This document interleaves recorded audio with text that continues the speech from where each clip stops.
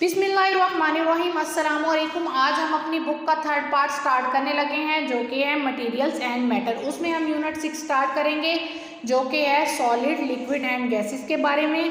तो chapter start करने से पहले हम कुछ चीज़ें रिकॉल कर लेते हैं जो हमें पहले से पता है।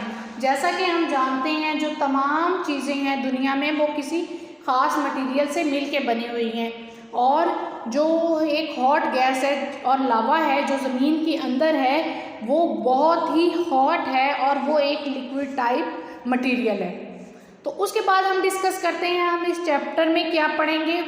तो हम इस चैप्टर में सबसे पहले पढ़ेंगे जो मैटर है वो बहुत से पार्टिकल से मिल के बना हुआ है। मैटर की 3 स्टेट्स हैं, सॉलिड, लिक्विड एंड गैसेस, और गैसेस जो हैं वो वाटर में डिज़ोल्व हो सकती हैं। ये सारी चीज़ें हम इस चैप्टर में पढ़ेंगे।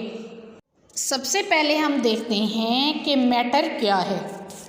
तो ऐसी कोई भी चीज़ जिसका कोई ना कोई वज़न हो और वो कोई ना कोई जगह घेरती हो वो मैटर कहलाता है। तो इसका मतलब क्या है, कोई भी ऐसी चीज़ जिसका कोई ना कोई वज़न होगा वो भी मैटर है, और जिसका कोई वज़न होगा वो डेफिनेटली कोई ना कोई जगह भी घेर रही होगी तो वो मैटर है। तो इसका मतलब है जो एयर है, हमारे पास हवा है स्पेस में, वो भी जगह घेरती है और उसका भी कोई ना कोई वज़न होता है, क्योंकि हवा का भी आपको प्रेशर महसूस होता है। तो इसका मतलब है जो हवा है वो भी मैटर है।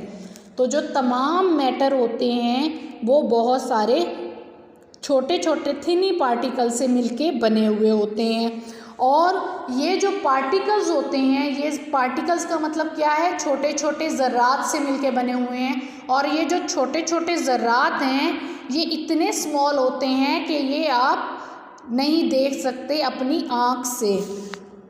तो इनको देखने के लिए माइक्रोस्कोप यूज़ करनी पड़ती है, और स्पेशल टाइप की माइक्रोस्कोप यूज़ होती है। जो पार्टिकल्स हैं वो हमेशा ही मूव कर रहे होते हैं किसी न किसी पॉइंट के गिर्द, किसी न किसी जगह पे।